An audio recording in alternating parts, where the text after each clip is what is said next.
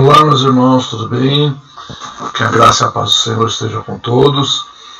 Hoje nós estamos gravando essa aula da nossa matéria de O Desafio de Ser Homem, para que você possa estar acompanhando, né? Nesse domingo nós não teremos a transmissão ao vivo, ali pelo Google Meet, porque nós temos uma programação especial na nossa igreja, devido à sucessão pastoral. Então nós estamos gravando, todas as matérias vão ser gravadas, nós estamos gravando hoje a nossa aula para que haja continuidade, né, do nosso curso. Então, hoje nós vamos tratar desse assunto, né, continuando aí nosso tema, o desafio de ser homem, e nós vamos ver, né, o desafio de viver a dois, né, muito importante, porque nós fomos criados por Deus, né, para termos uma vivência com a esposa,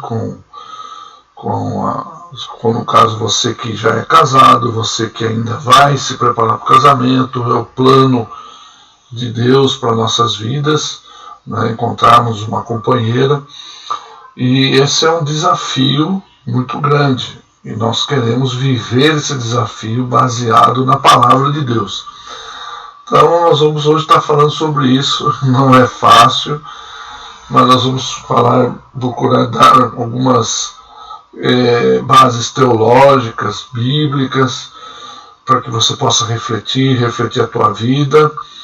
E, claro, é um assunto muito extenso, e nós queremos interagir, que você possa estar aproveitando com a gente esse estudo. Quiser mandar perguntas aí no grupo de WhatsApp, ou, né, pelo próprio chat do canal do YouTube, né, você pode estar mandando a sua pergunta, ok? Eu queria orar nesse momento para a gente poder começar a conversar sobre o viver a dois, esse desafio tão grande, mas que nós podemos vencê-lo com a graça de Deus. Amém? Pai amado, muito obrigado por poder estar aqui falando aos meus irmãos, aos homens, aqueles que querem viver, Pai, uma vida pautada na Tua Palavra. Por isso, em nome de Jesus, ajuda-nos, fala conosco, Espírito Santo, venha nos inspirar, nos fazer lembrar de tudo aquilo que o Senhor tem para nós. Muito obrigado, fica conosco no nome de Jesus.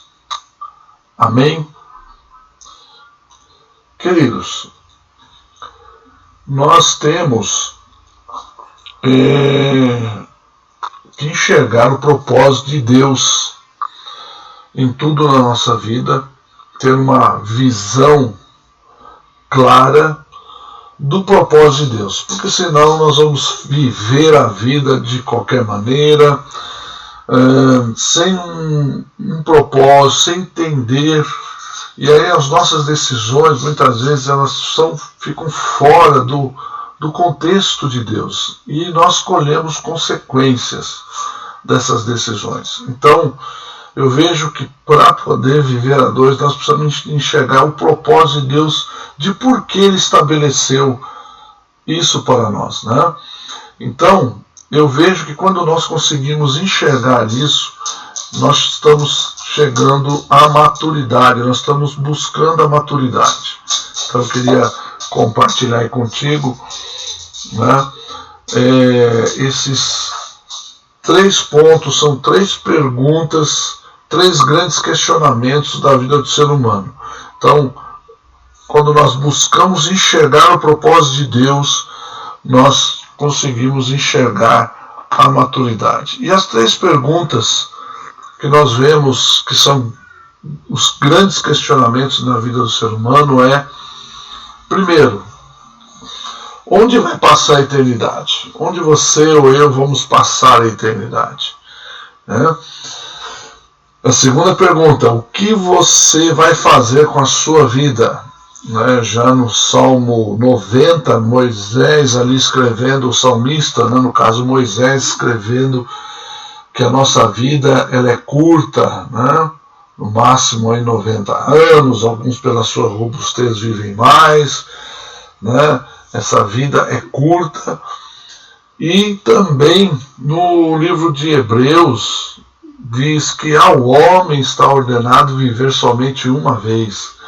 Então a nossa vida, além de ser curta, nós só temos uma chance de poder acertar. Então, o que nós vamos fazer com a nossa vida? Qual é o propósito de Deus?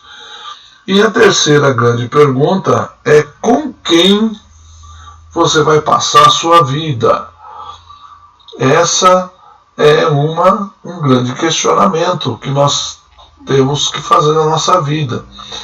Então, essas três grandes perguntas aqui, nós temos que tentar enxergar esse propósito de Deus. Então, só rapidamente, que o nosso tema é a terceira pergunta, eu acho que você já entendeu isso, mas onde vai passar a eternidade? Nós, como cristãos em Cristo, nós temos a palavra de Deus, ou você ainda talvez não tenha pensado sobre o assunto. A Bíblia fala que nós temos duas opções, o céu ou o inferno. Lá em Mateus 25:46, Jesus diz que uns irão para o tormento eterno e os justos para a vida eterna. Não tem meio termo, não tem neutralidade para esse tema aqui, para essa pergunta. Eu estou em cima do muro, eu não tenho ainda uma posição, eu sou neutro, não quero tomar o lado de nenhum dos dois. Mas não tem jeito, irmãos, porque estar em cima do muro é estar sem tomar a decisão. O muro pertence ao diabo. Tem até uma historinha interessante que eu quero contar para vocês, que um homem estava justamente em cima de um muro, de um lado o inferno, do outro lado o céu. E o pessoal que estava no céu ficava chamando ele: vem para cá, não vai para o outro lado não, vem para cá. E ele olhou para o lado do inferno e viu que ninguém estava chamando ele. Por que ninguém estava chamando ele? Porque o fato dele estar em cima do muro, aí ele ficou pensando e perguntou: por que vocês estão me chamando? Falei: o muro já nos pertence, já pertence ao diabo. Então, o muro já é propriedade de Satanás. Então, ficar em cima do muro não é uma boa opção para nós. Tá? Então, nós temos que pensar nisso. Onde eu vou passar a eternidade? Espero que você já tenha tido o esclarecimento do Espírito de Deus, do Espírito Santo de Deus, te revelando que a salvação está em Cristo Jesus, que Ele é o Salvador, e através da sua graça, através do seu sacrifício na cruz, o seu sangue derramado, foi pago a nossa dívida, e nós somos devedores ao Senhor. E por isso vem a segunda pergunta, o que eu vou fazer com a minha vida? Tem duas maneiras de você viver a sua vida. Primeiro é viver para agradar a si mesmo. Então, um símbolo aí de uma constante, que não sai do lugar, é quando nós tentamos agradar a nós mesmos. Esse é o jeito de viver, buscar agradar a mim mesmo. No Salmo 81, versículo 12, a palavra de Deus diz que Deus entregou o homem aos desejos dos seus corações e andaram dos seus próprios conselhos. E também lá em Romanos, no capítulo 1, Paulo está falando ali que Deus entregou os ímpios aos seus próprios desejos, para que eles vivessem do jeito deles. Então eu encaro que isso é a pior coisa que Deus poderia fazer conosco, é nos deixar largados e nos deixar andar pelos nossos próprios desejos. Mas é uma opção que o ser humano tem. Nós podemos sim viver para agradar a nós mesmos. Mas o que Deus deseja de nós? Nós temos uma outra opção, que nós podemos fazer com a nossa vida. Tem aí um texto que eu gosto muito de citar, que está em 1 Coríntios capítulo 10, versículo 31. Portanto, quer comais, quer bebais, ou façais qualquer outra coisa, e o grifo é meu, fazei tudo para a glória de Deus. Então, eu posso viver, pautar a minha vida para viver para a glória de Deus. Eu devo buscar isso se eu tenho essa opção, ou viver para agradar a mim mesmo, ou viver para agradar a Deus. Então, qual é a opção que você escolheu? Né? Então, essa é uma grande pergunta. O que eu vou fazer com a minha vida? É claro que a minha semeadura, o que eu estou semeando, o que eu estou vivendo, ela é livre. Eu posso fazer o que eu quiser. Mas a consequência depois, a colheita, eu não posso reclamar. Então, eu particularmente aí quero viver para a glória de Deus. Né? Então, tanto é que o texto aqui, eu fiz aqui um grifo, né? Ou façais outra qualquer coisa, ou seja, qualquer coisa que eu fizer, qualquer área da minha vida, eu quero fazer para glorificar a Deus. Então, uma das coisas que fica fácil para você viver a vida cristã é, toda vez que você for fazer algo, a primeira pergunta, isso glorifica a Deus? Se isso glorifica a Deus, faça. Se não, não faça. Então essa é uma dica aí que eu te dou e que nós podemos pautar a nossa vida. Agora, tem a terceira pergunta. Com quem você vai passar a sua vida? E aí eu coloquei uma frase, casados para sempre. Casados para sempre é um ministério que nós conhecemos e que justamente trata sobre casais, sobre casamento. Então esse ministério é um ministério muito importante, tem um preparo para casais. E Mateus 19,6, Jesus confirmando, aqui a palavra de Jesus confirmando o propósito de Deus para o homem e para a mulher. Assim já não são mais dois, mas uma só carne, portanto o que Deus ajuntou, não o separe o homem. Então, é um plano de Deus, é um propósito de Deus que nós constituamos um casamento, uma família. Né? Claro que existem exceções, existem pessoas que optam por não se casar, né? Mesmo sendo cristãs, mesmo sendo cristãos, vamos dizer assim, mas é uma exceção, é um caso específico, mas a grande maioria tem essa necessidade porque foi algo que Deus colocou para nós, deixou para nós. Tá bom? Então, com quem você vai passar a sua vida? É muito importante você saber responder isso, porque viver a dois, irmãos, não é fácil. É algo assim desafiador mesmo, por isso que o tema é desafio de viver a dois, é desafiador, mas é compensador. Então vamos ver aqui algumas coisas sobre o propósito do casamento, né? Então, nós conseguimos enxergar o propósito maior do casamento, pois maturidade é conseguir enxergar além do que é visível e comum.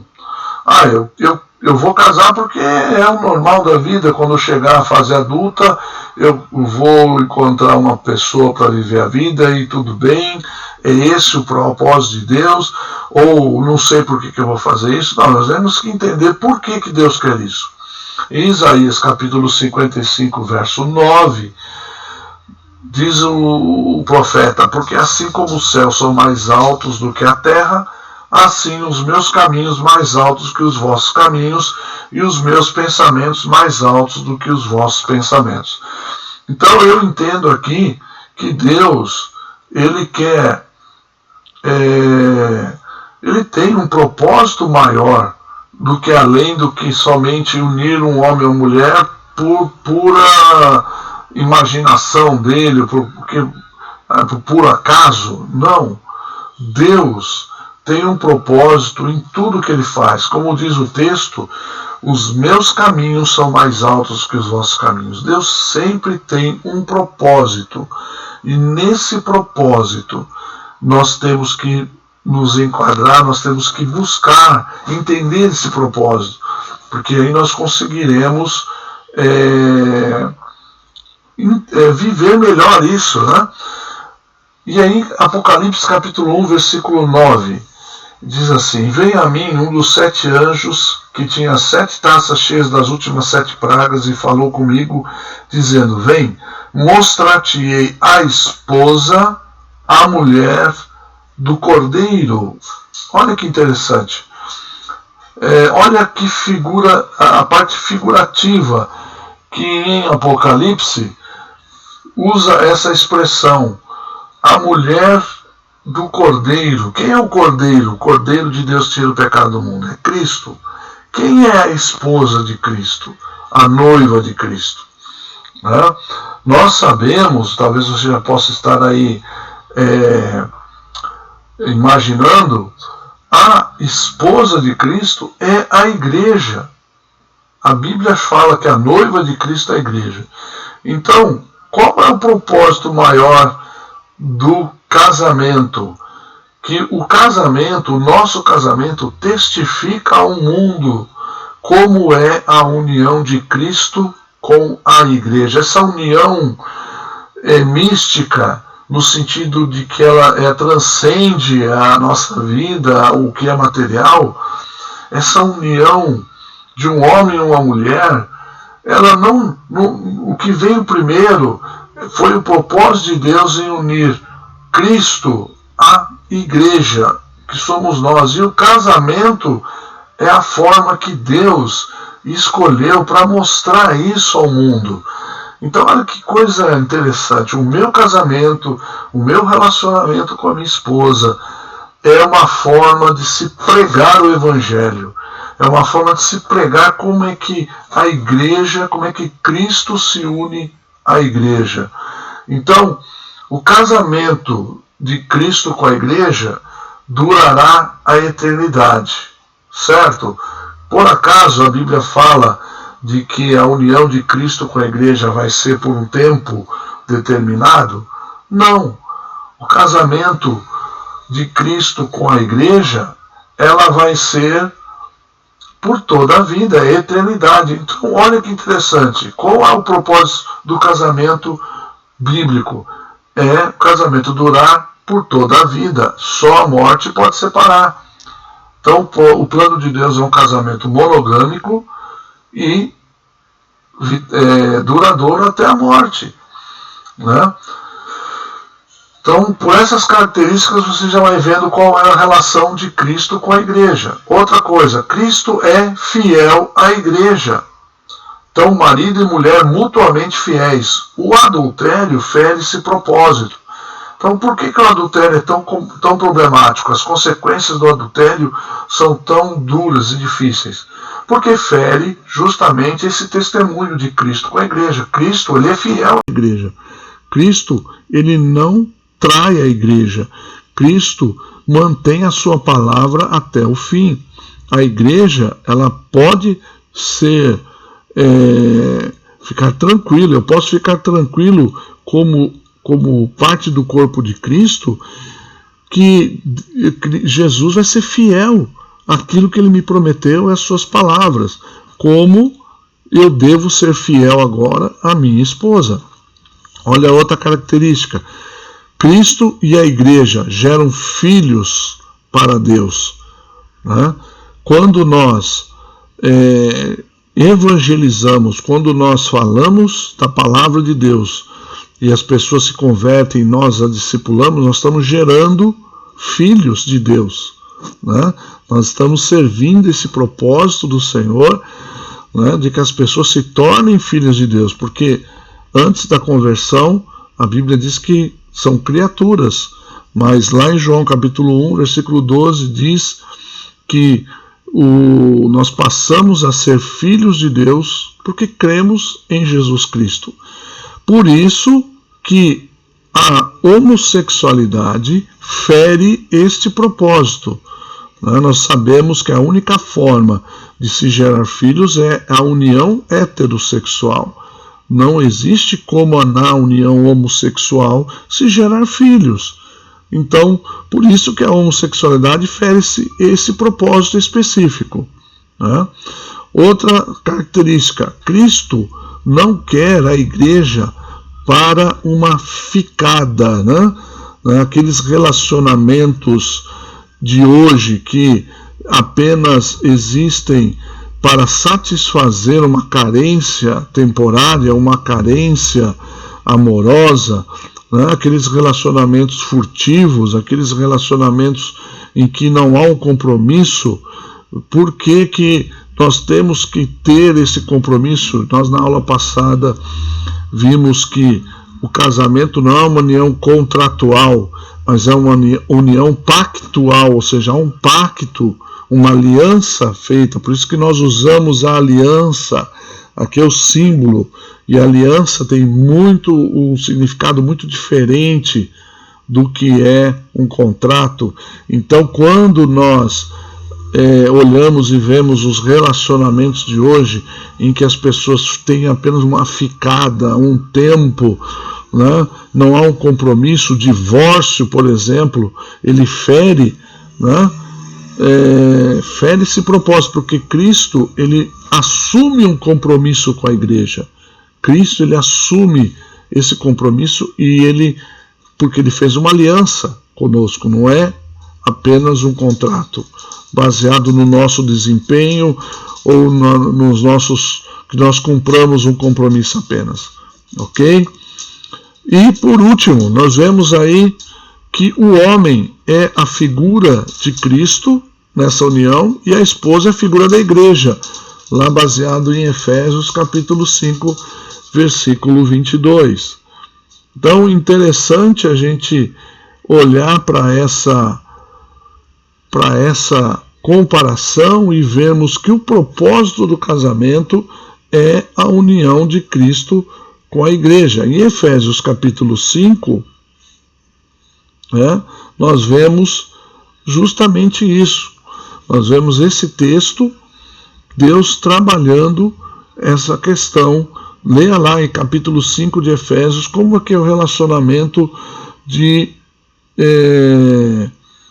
Cristo com a igreja. Então, capítulo 5 de Efésios, ele diz que a igreja, que nós maridos devemos amar as nossas esposas como Cristo amou a igreja, né? E nós devemos então nos sacrificar por ela, né? O amor é sacrificial, não é um amor erotizado apenas, né? O amor carnal, eros, e não é o amor filéu, que é o amor fraternal, mas é o amor ágape, o amor sacrificial. Então veja que no casamento o nosso amor pela nossa esposa tem que ser um amor sacrificial. Então o parâmetro do homem para tratar com a sua esposa é o Cristo, o parâmetro de Cristo, como ele trata com a igreja. Então, veja na Bíblia, veja no contexto, como é que Cristo lida com você, né? Lida com a tua vida, como é que Cristo trata você, trata o ser humano. E em contrapartida, aí fala com as esposas: e vós, mulheres, sede submissas a vossos maridos, como a igreja é submissa a Cristo. Então, as mulheres, entendendo isso, como é que nós nos submetemos a Cristo? Porque nós enxergamos o amor de Cristo, enxergamos como Cristo se sacrificou por nós, deu a vida por nós, tem nos suprido, tem nos guardado. Então, a igreja se submete por amor ao seu Senhor, tem Cristo como dono de sua vida. A mulher que entende esse propósito e vê no marido uma figura de um homem responsável, de um homem de Deus, de um homem que procura ser imitador de Cristo, uma mulher não tem dificuldade de ser submissa a esse tipo de homem, né? E submissão, já falei, vou repetir aqui, o sentido dessa palavra não é apenas uma obediência que vai anular totalmente a mulher, que vai anular a personalidade da mulher. Não. Submissão significa sob a mesma missão. São parceiros no mesmo propósito, no propósito de servir a Deus e testificar da sua palavra. Então o homem, o marido e a mulher estão sob a mesma missão de edificar um lar, de edificar a sua casa, e essa casa ser um testemunho de Cristo com a igreja. Ok? Essa missão. Então o homem tem a missão e a mulher está sob a mesma missão. Então juntos eles realizam esse propósito. Ok? O paradigma da união, né, de Cristo com a igreja é o casamento. O casamento é o paradigma da união de Cristo e a igreja. Então Adão disse de Eva, quando Deus criou a mulher, ele disse: esta é carne da minha carne e ossos dos meus ossos. Ou seja, ela saiu de mim. A mulher foi formada de um pedaço do homem, da sua costela. Essa é a narrativa bíblica que nós cremos, literalmente. Então a mesma coisa, Jesus olha para a igreja e também diz: ela saiu de mim, porque a igreja ela foi formada a partir da obra de Cristo, da obra de Jesus. A igreja ela foi formada a partir daquilo que Jesus veio realizar, sua morte e ressurreição. Ali se inaugurou a igreja, ali em Atos 2 começou então a igreja. E a igreja no original é a palavra eclésia, que quer dizer tirados para fora. Tirados para fora do que? Do mundo, não do mundo planeta, né? Mas sistema de pecado, sistema corrompido do mundo de pecado. Então nós fomos tirados para fora desse mundo, e através dessa união com Cristo. Cristo, ele está formando, edificando a sua igreja. Veja bem, o casamento é o paradigma da união de Cristo e a igreja. E aí nós vemos que a homossexualidade é o paradigma da união de Satanás com o anticristo. Porque Satanás, ele não cria nada, ele não tem nada de original, ele imita aquilo que Deus faz, a obra de Deus. Então em 2 Tessalonicenses, capítulo 2, versículo 8 e 9, a Bíblia diz: então será revelado o iníquo, a quem o Senhor desfará pelo sopro de sua boca e aniquilará pelo esplendor da sua vinda. Essa cuja vinda é segundo a eficácia de Satanás, com todo o poder e sinais e prodígios de mentira. Então nós vemos aqui, interessante, né, que Cristo é a figura do homem e a mulher a figura da igreja. Então uma união heterossexual. E a união homossexual, né, dois homens no caso aqui, nós vemos a figura do anticristo que irá se revelar e união com Satanás, duas figuras masculinas.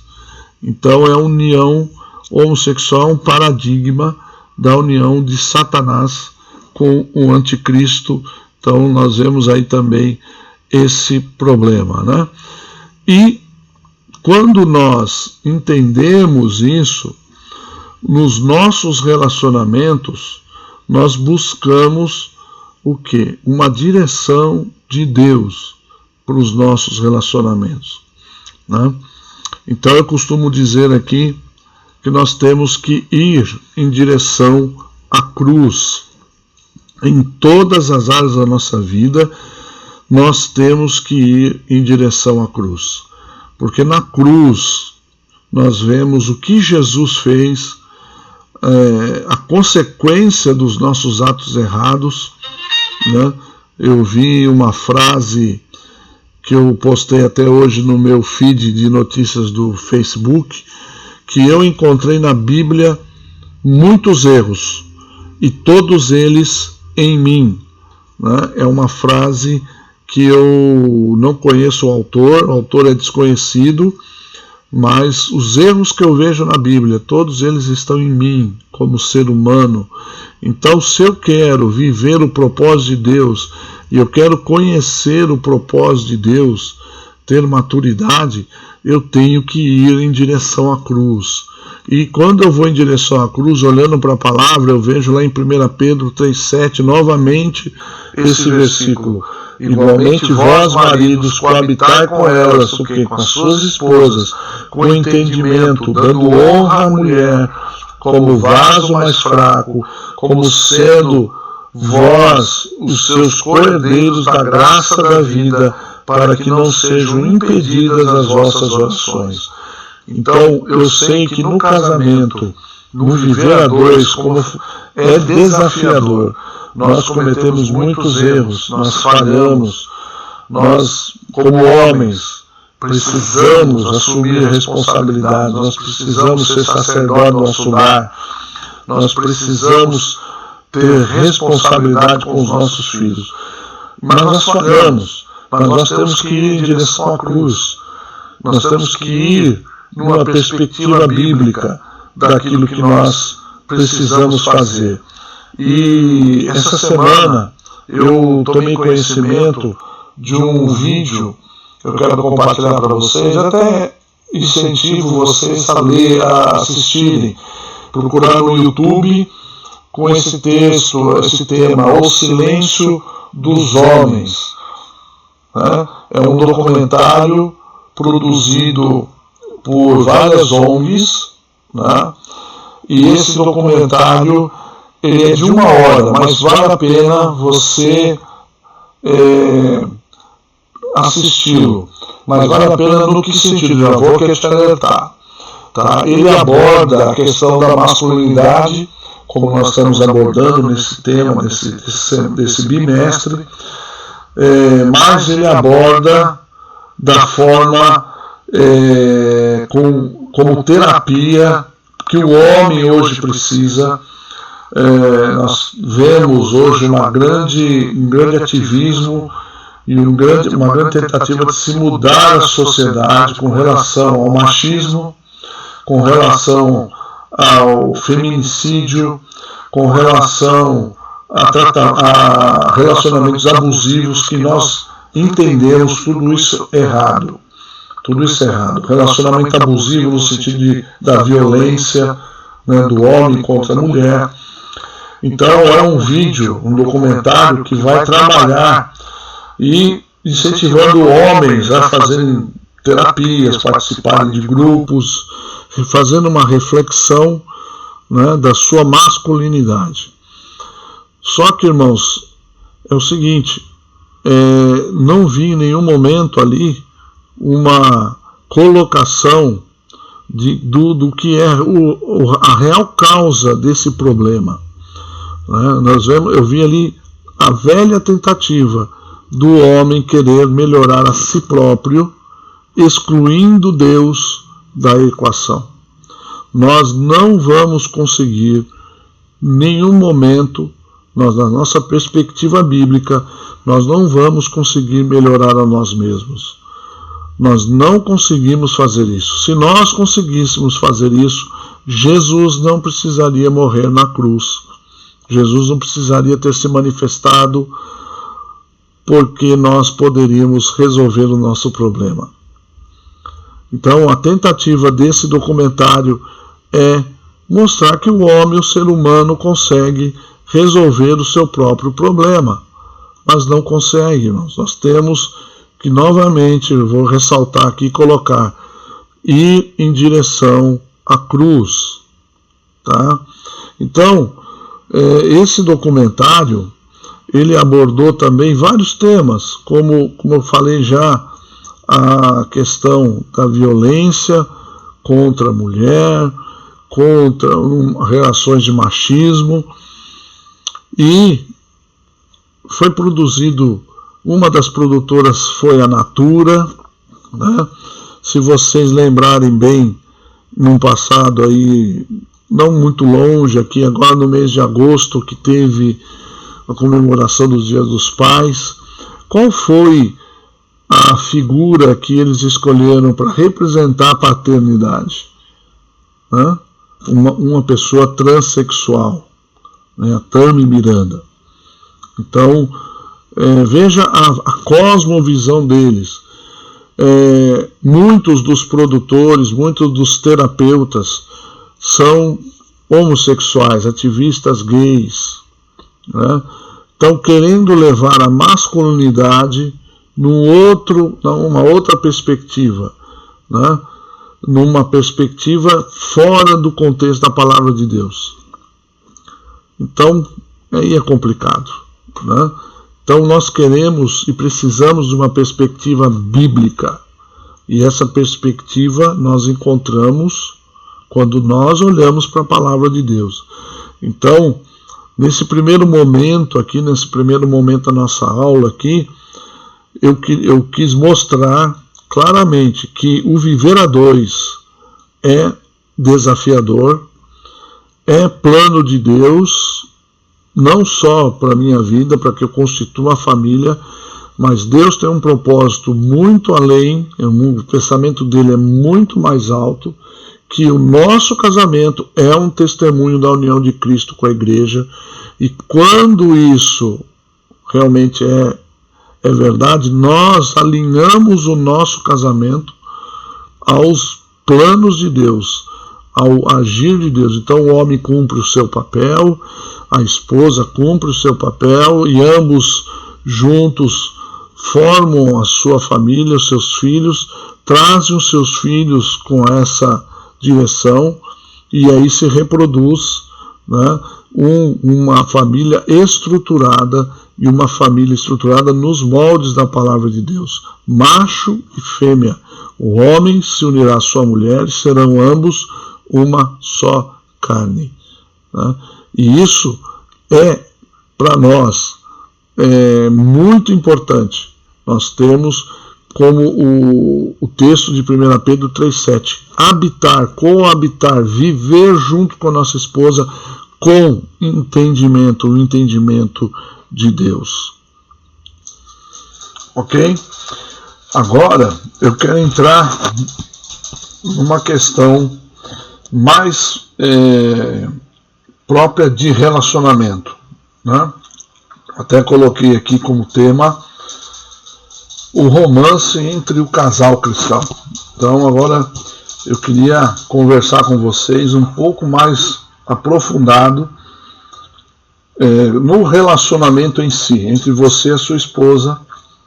E se você não é casado,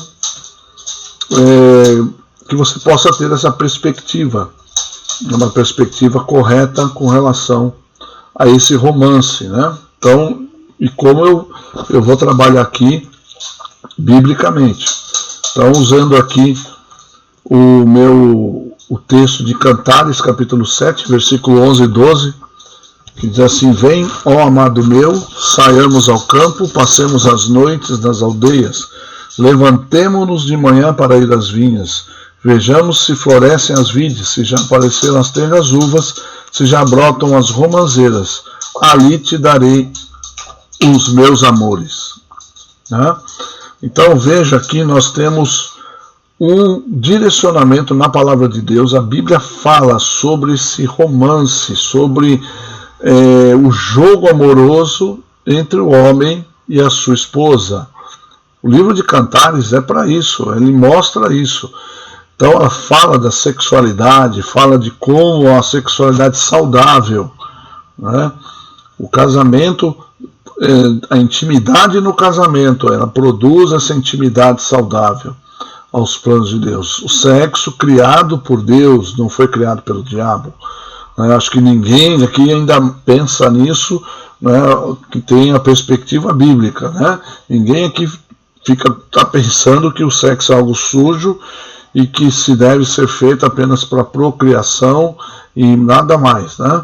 Todo mundo aqui tem uma perspectiva clara, eu acredito, da sexualidade, né? Então, Cantares capítulo 7, versículo 11 e 12, na versão contemporânea, a Bíblia, né, a mensagem é uma Bíblia parafraseada, ela tem um texto um pouco mais fácil de entender. Diz assim: venha, meu amado, vamos caminhar nas belas paradas, vamos achar a mais romântica pousada, lá dormiremos e logo cedo ouviremos o cântico dos pássaros, sairemos à procura de flores que desabrocham, admirando a beleza das mais exóticas flores e a perfeição dos seus frutos. Ali me entregarei plenamente a você e lhe darei todo o meu amor. Então, são textos bíblicos, não são textos de romancistas, de livros de romance, são textos bíblicos. Então, a Bíblia tem textos que falam justamente da intimidade sexual do casal. Então existe, como eu falei, o jogo amoroso entre o casal, né? A Bíblia fala. Então o casamento, primeiro, ele deve ser fundamentado no amor sacrificial. Nós falamos isso agora há pouco, quando falamos sobre o casamento ser o testemunho da união de Cristo com a igreja. Então o fundamento do casamento é o amor ágape. E o amor que se exprime na atração física é o amor eros, que tem um importante papel na manutenção do casamento. Então, eros, erotismo, e não confundir com pornografia, tá? Porneia, fornicação, que é outra palavra grega, que é pecado. Então, não confunda erotismo, que existe o jogo erótico dentro do casamento, faz parte do casamento, e não confundir com a pornografia. Então, muitos homens hoje, infelizmente, tem se valido da pornografia para basear muitas vezes o seu relacionamento com a sua esposa. Isso é totalmente distorcido, né? Hoje a pornografia, o acesso é muito mais fácil. Existe uma pesquisa que diz que os meninos estão tendo acesso à pornografia a partir dos 8 anos de idade. Isso é muito triste. Então são referências do comportamento sexual totalmente fora da palavra de Deus. Então, o casal deve buscar sim atrair um ao outro fisicamente, e isto é santo, e isso traz brilho ao relacionamento. Então, irmãos, o que eu estou querendo mostrar aqui? Que você, como homem de Deus, um homem, faz parte do nosso papel como homem, coabitar, viver com entendimento e entender o jogo amoroso que nós temos que manter com as nossas esposas. E um jogo saudável, um conviver saudável. E esse conviver, irmãos, tem direcionamento bíblico também.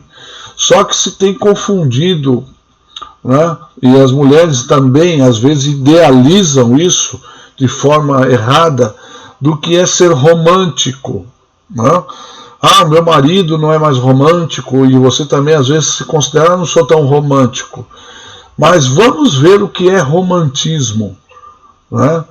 O que é realmente romantismo. Eu queria só mostrar para vocês aqui uma pesquisa que eu fiz sobre o que é romantismo. Primeiro, o romantismo foi um movimento literário, um movimento de expressão artística que surgiu no final do século XVIII e entrou pelo século XIX, que em oposição ao racionalismo e ao iluminismo. Veja que interessante, né?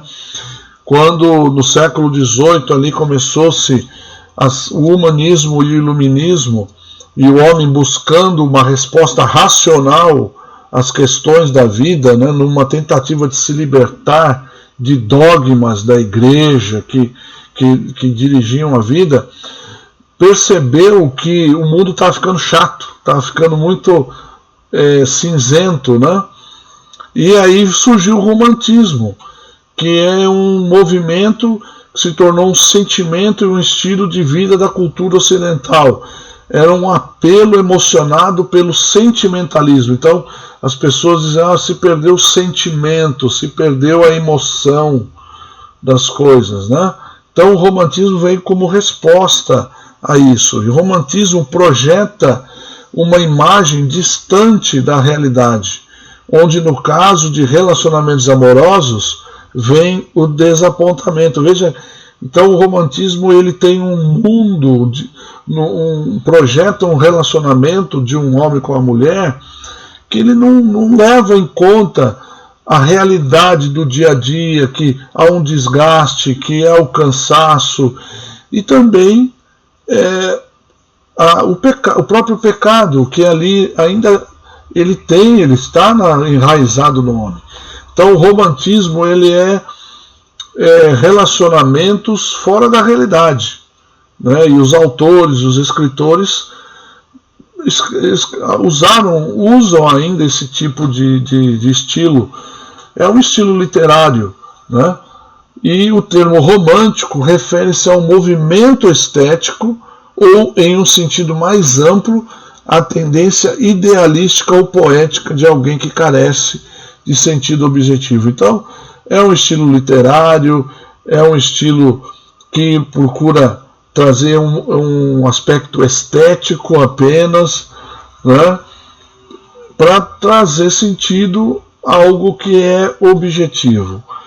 E isso, então, o que isso causa nos relacionamentos, né? Nós vemos algumas características do estilo romântico, que é, primeiro, o individualismo, né? Você vai seguir as suas próprias ideias, você é o centro, você tem que buscar a tua felicidade, né? O subjetivismo, algo subjetivo. O que é algo subjetivo? São experiências pessoais. Não existe nada objetivo e comprovado. É tudo subjetivo, é baseado na tua experiência pessoal. Então fica às vezes difícil de você entender com clareza as ideias da outra pessoa. Há uma idealização, então a pessoa fica empolgado pela imaginação e fantasia, então ele começa a fantasiar com amores impossíveis. Por isso que você vê tantos dramas, por exemplo, Romeu e Julieta, você vê as histórias de fadas, de princesas da Disney, por exemplo, e viveram felizes para sempre. Então são idealizações, são emoções, amores impossíveis, né? Outra coisa, sentimentalismo exacerbado, que é tudo baseado na emoção acima de tudo. E outra coisa muito interessante, o egocentrismo, o eu está no centro, você, o seu eu, você busca a tua autossatisfação, a tua autoestima. Agora, a gente se pergunta, um relacionamento baseado nesses princípios tem chance de prosperar? Né? Eu quero um relacionamento romântico, a mulherada muitas vezes idealiza isso, eu quero um homem romântico, mas na verdade elas estão querendo um homem com essas características, individualista, subjetivo, só empolgado pela fantasia, um homem que só age pela emoção, e as emoções são enganosas, um homem egocêntrico, e um relacionamento assim, ele vai prosperar, né? Ele não vai prosperar. E o que nós vemos na prática é isso aqui, ó. Na conquista amorosa, no início da relação, e eu fiz aqui um comparativo no início da relação e após o casamento, e vê se você se enxerga aí nessa situação. No início da relação, né, a conquista amorosa se torna o objetivo. Eu quero conquistar a pessoa amada, né? Para fazer isso, eu tento agradá-la, né? Levando aí presente, ou levando no lugar que ela gosta de passear, trocando gentilezas, né? Ai, minha pombinha, ai, meu gatinho. Antes disso, os bichinhos é tudo pequenininho. Depois casou, os bichos crescem, né? Seu cavalo, né? Sua vaca, e aí por aí afora, né? No início da relação, a facilidade de expressar as palavras, né? Você até vai ler ou vai buscar poemas, né? Os poetas aí ganham a vida com isso. E gestos carinhosos, né? Abre a porta do carro, né? Tem gestos carinhosos. O resultado lá, coraçãozinho, tudo bonitinho, tá? Tudo cor-de-rosa. Legal, mas depois do casamento, né, a conquista parece que muda muita coisa, vira uma chave. Aí a conquista amorosa, ela fica em segundo plano. Já conquistei, então não tenho mais que conquistar. Já alcancei o objetivo.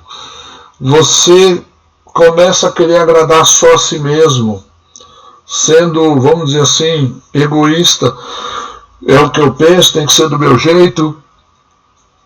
As gentilezas já não são mais frequentes, né? Vai abrir a porta do canal, abre você mesmo, entra aí, você não tem mão, né? Tá com a mão quebrada, ou não quebrou a maçaneta do carro, não, pode abrir aí, né? Dificuldade já de expressar em palavras, já não tem aquela conversação amorosa, bonita, né?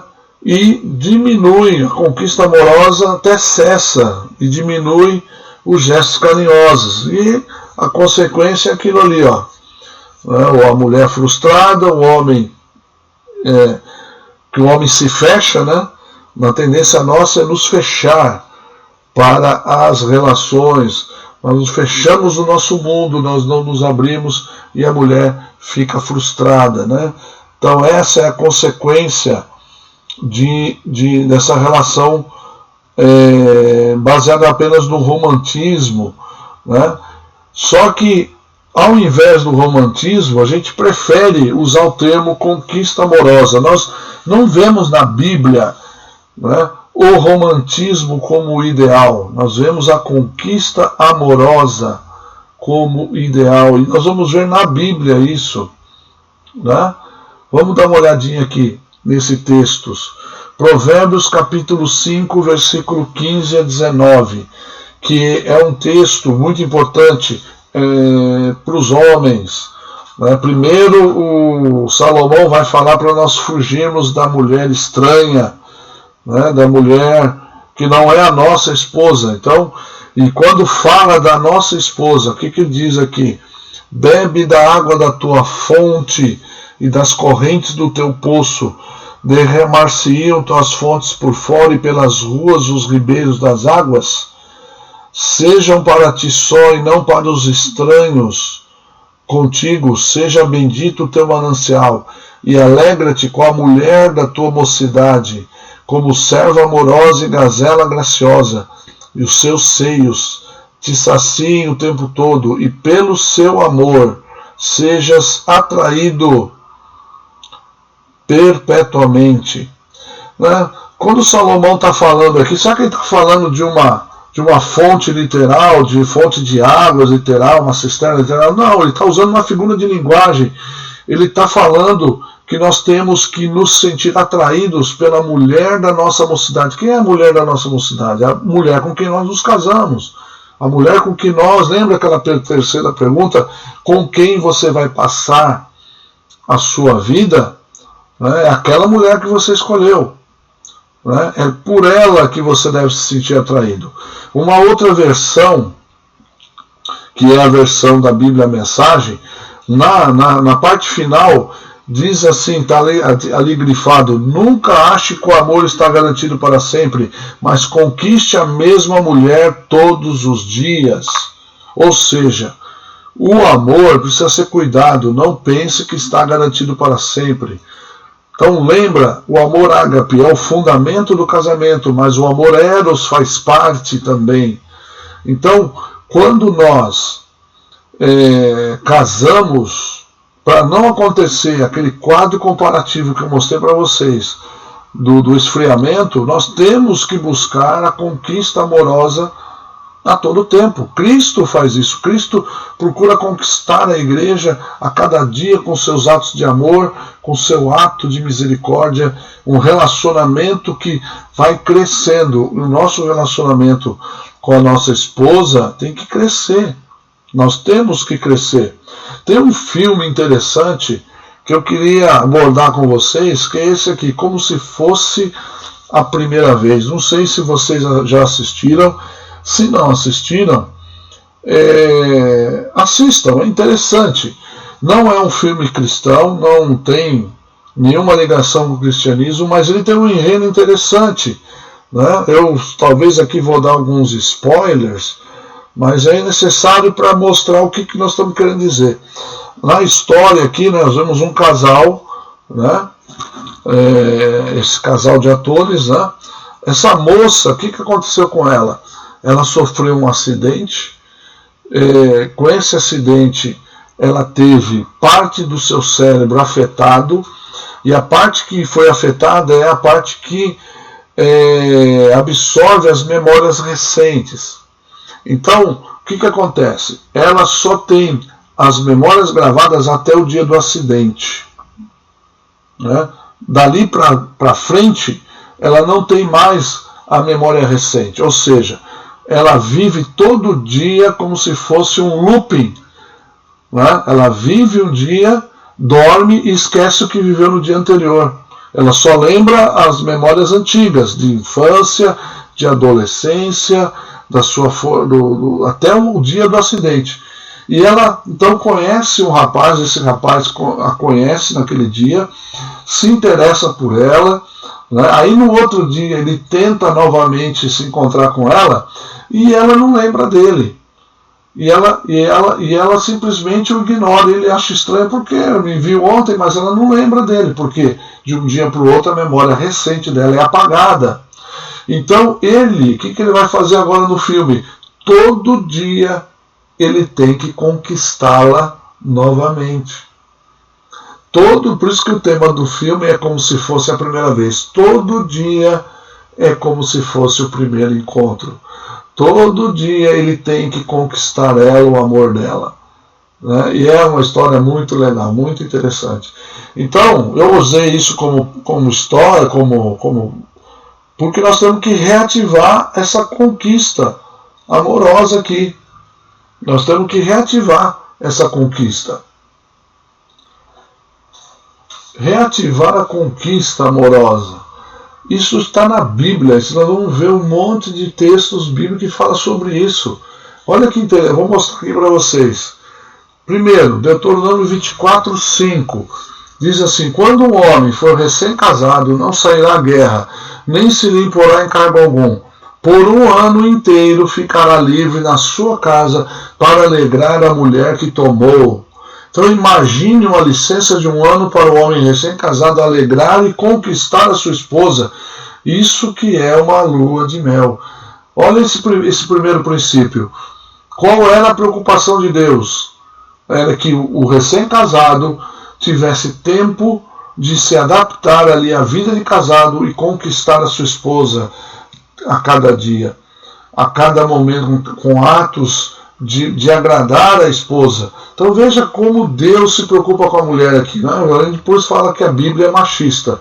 Não, aqui era a obrigação do marido alegrar a sua esposa, ter ali momentos de comunhão, de compartilhar a vida e iniciar uma vida dois. Né? Tem mais textos aqui, vamos lá. Reativar a conquista. O amor não é troca, é entrega, é doação incondicional. O grande exemplo é de Deus, que nos ama além do que merecemos, recebendo em troca bem menos do que merece. Olha que coisa, irmão. O amor ágape, ele tem que permear o casamento. 1 João 3,16 diz: conhecemos o amor nisto, que ele deu a sua vida por nós, e nós devemos dar a vida pelos irmãos. Mas o que isso tem a ver com o casamento? Primeiro, a nossa mulher, esposa, é nossa irmã em Cristo. A Bíblia fala que nossas mulheres, elas também são participantes do mesmo dom da vida que nós temos em Cristo Jesus. Então, o mesmo céu que eu vou, ela também vai. Então, em primeiro lugar, ela é minha irmã em Cristo.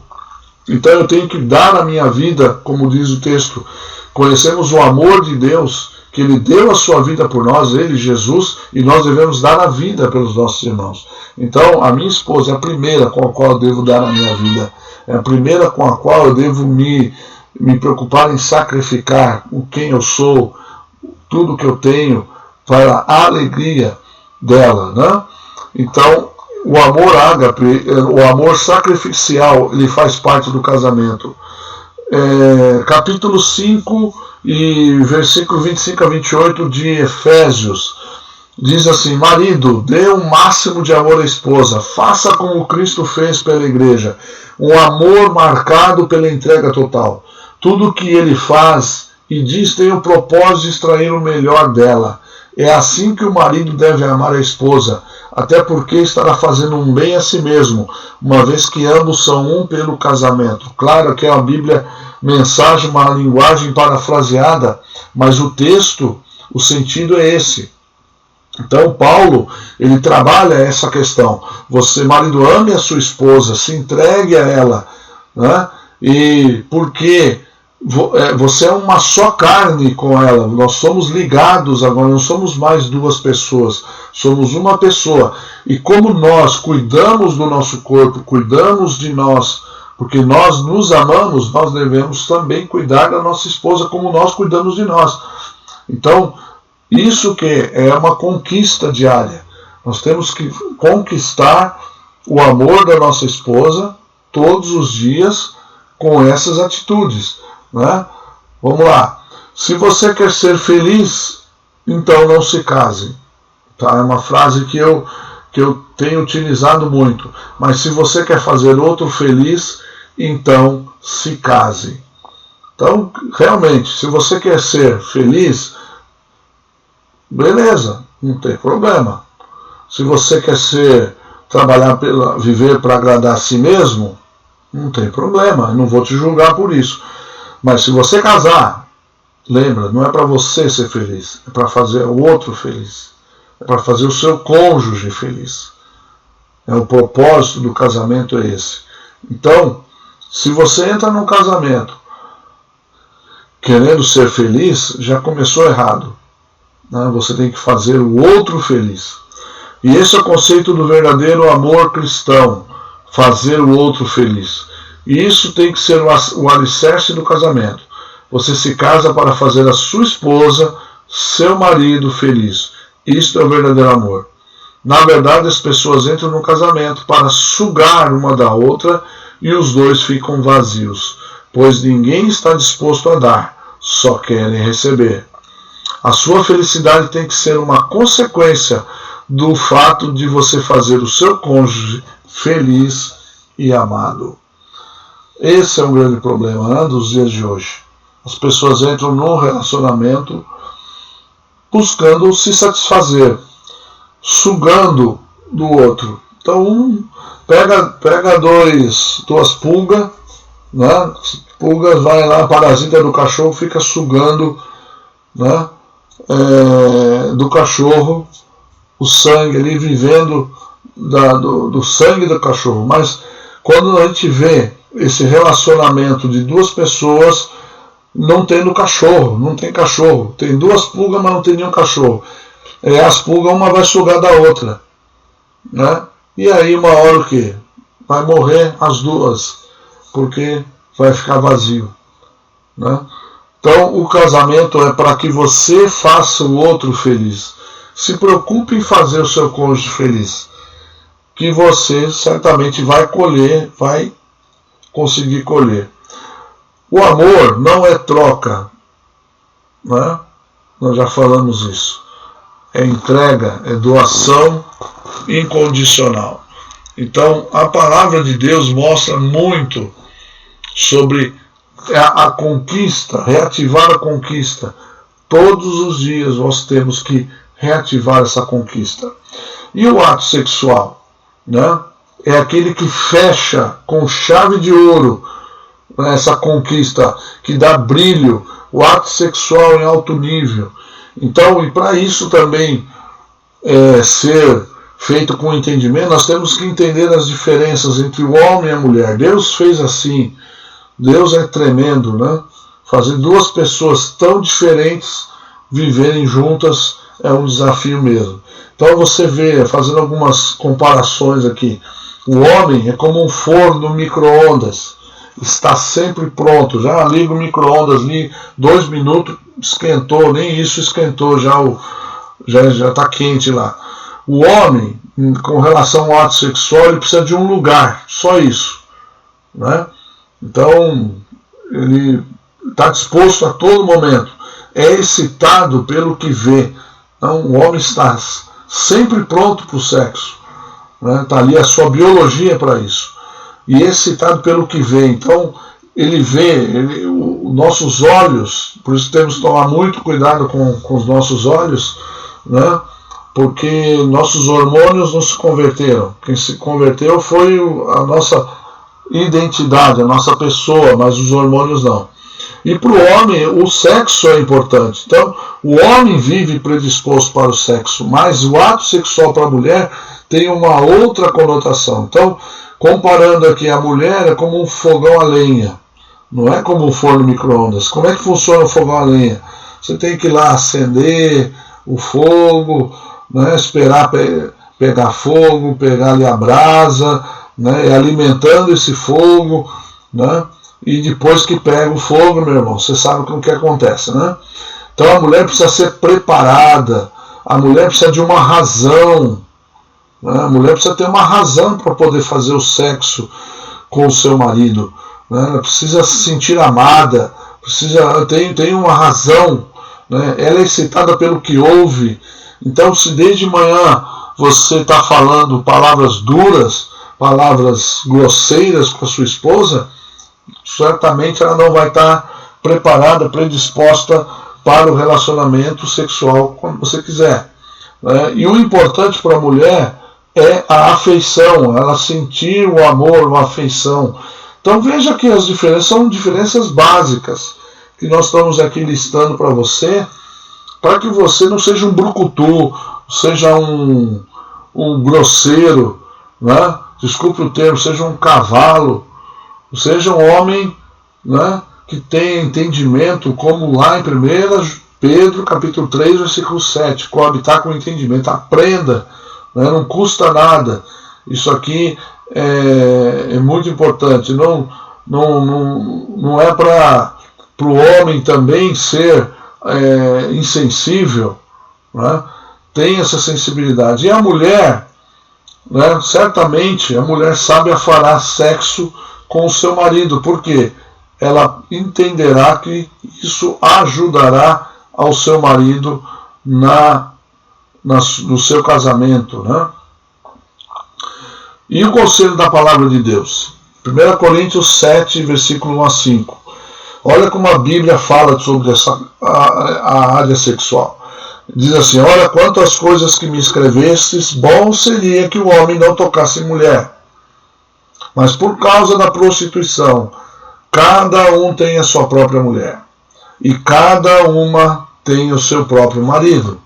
Então veja bem, casamento monogâmico e exclusividade, fidelidade, né? Por causa da prostituição que fere os planos de Deus.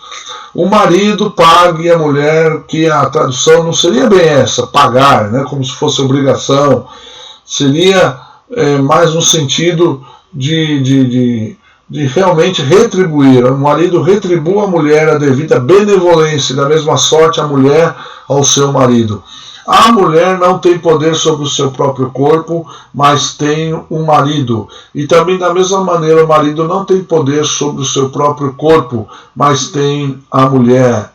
Não vos priveis uns aos outros, um ao outro, senão por consentimento mútuo para algum tempo, para vos aplicardes ao jejum e oração, e depois ajuntai-vos outra vez, para que Satanás não vos tente pela vossa incontinência. Olha, irmãos, essas orientações de Paulo são muito importantes, né? Aqui Paulo está dizendo que nós temos uma obrigação com relação à nossa convivência na área sexual com a nossa esposa, né?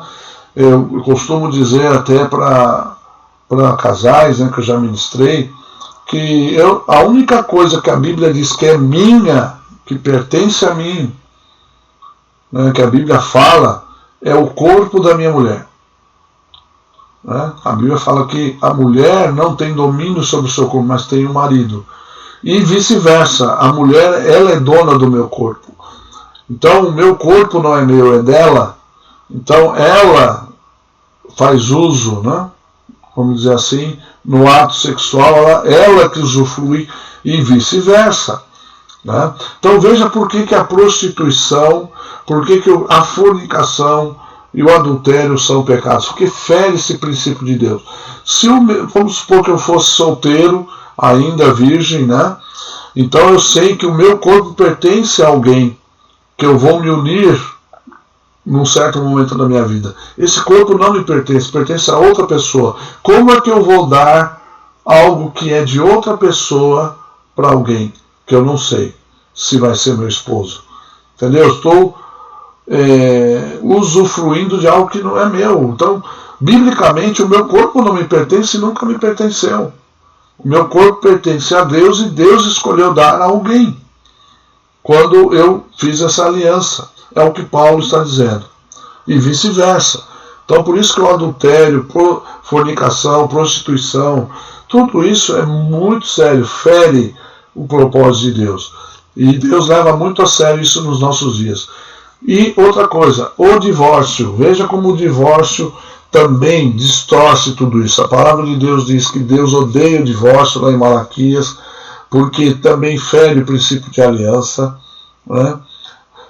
O divórcio é o começo dos problemas, não é a solução, nunca foi solução. Pode ver que pessoas que passaram pelo divórcio, infelizmente, se algum de que vocês estão me ouvindo já passou pelo divórcio, Deus tem restauração? Tem.